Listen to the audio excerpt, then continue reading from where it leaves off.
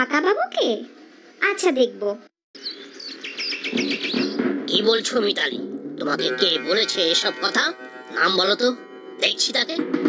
না না, কেউ বলেনি। পুরনো হিসেবপত্র দেখতে গিয়ে আমার মনে হলো অনেক সময় দেখেছি বাবাও টাকা দিয়েছে এই কারখানাতে। লাভের অংশ মাঝে মধ্যে বাবার নামে লেখা আছে, যেমন বড় কাকা বাবুর নামে আছে। তোর মাথা খারাপ হয়েছে রে হতভাগী। কেন এসেছিস এখানে মরতে? যা যা, দূর হয়ে যা। হিসেবের খাতাগুলো তোর হাতে দেওয়াই আমার অন্যায় হয়েছে।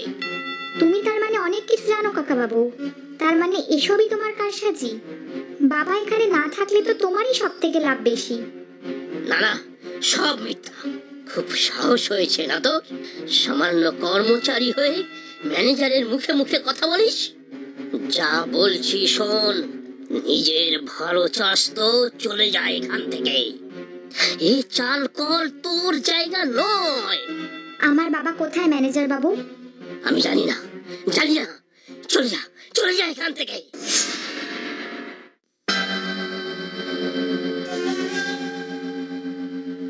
কি করছিস রে দিদি?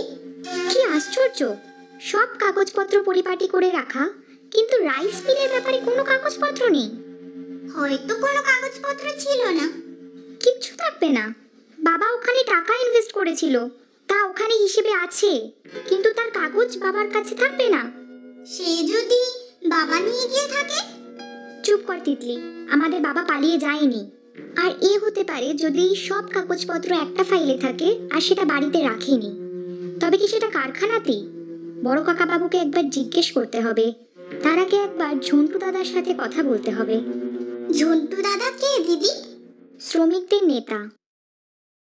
এসব এত কিছু তো আমরা জানতামই না গো দিদিমণি।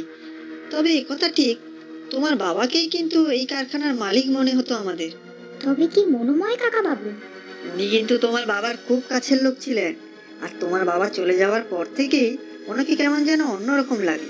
কাজ ছেড়ে চলেও যেতে চেয়েছিলেন। কাজ ছেড়ে চলে যেতে চেয়েছিলেন? কেন? সে তো জানি না, তবে বড় মালিক কথা বলে রাজি করিয়েছিলেন। হিসেবে অনেক গন্ডগোল দেখছি। বড় কাকা বাবুকে সব বলতে হবে। তুমি একটু সাথে থেকো দাদা। তুমি চিন্তা করো না দিদিমণি, এই কারখানার সমস্ত শ্রমিক তোমার পাশে আছে। তোমার বাবা আমাদের বুকে করে আগলে রাখতেন। আসবো কাকা বাবু। ও মিতালি, এসো। একটু দরকারি কথা ছিল আপনার সাথে। দরকারি কথা? হ্যাঁ বলো। কারখানায় হিসেবে অনেক গন্ডগোল আছে। হিসেবে গন্ডগোল? আশ্চর্য। মনোময় কি বলে? কাকা বাবু সেগুলো না জানার তো কথা নয়। আমি আমার বাবার সময়কার হিসেবও দেখেছি। অনেকগুলো হিসেবের পাতাও ছিঁড়ে নেওয়া হয়েছে। কি বললে? মনোময় তোমাকে পুরনো হিসেবের খাতা দিয়েছে? শয়তান, বিশ্বাসঘাতক। কাকা বাবু হয়তো চান না আমি এখানে কাজ করি। শয়তানটাকে আমি দেখে নেব। আমার বাবা কোথায় কাকা বাবু? বাবা মানে? বিজয়? সে তো পালিয়েছে। বউ মারা যাওয়ার পর থেকে তোমাদের দুজনকে নিয়ে ব্যতিব্যস্ত ছিল, তাই পালিয়েছে। কখনো না, সেটা রটানো হয়েছে। আমি যদি বলি আমার বাবা এই কারখানার অংশীদার ছিলেন, তাই ফন্দি করে তাকে সরানো হয়েছে। কি যাতা কথা!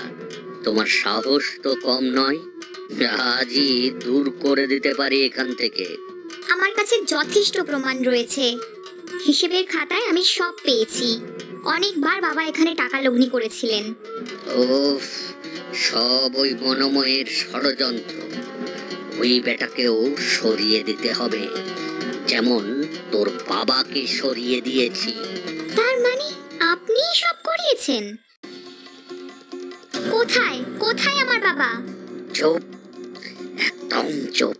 এক গুলিতে সব সাবার করে দেব, যেমন দিয়েছিলাম তোর বাবা বিজয়কে। তার মানে আপনি খুন করেছেন আমার বাবাকে? আমি তো বিশ্বাসই করতে পারছি না। আমি পুলিশে যাব।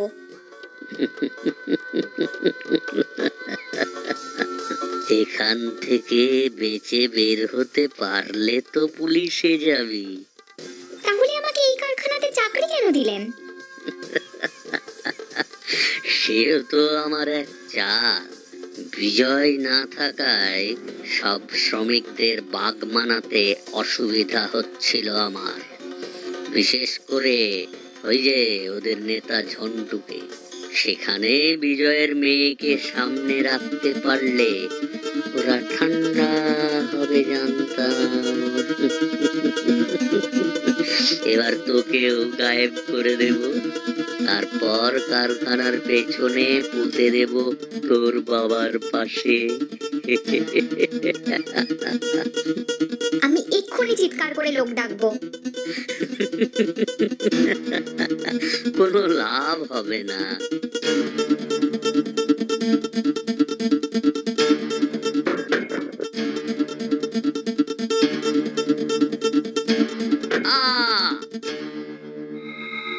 কাকা বাবু, আপনি? হ্যাঁ রে মা, আমি সবই আজ করেছিলাম, কিন্তু বিজয়দাকে ও যে খুন করেছে তা জানতাম না। আমাকে ভয় দেখিয়ে বাধ্য করেছিল কাজ চালিয়ে যেতে। আমি কখনো চাইতাম না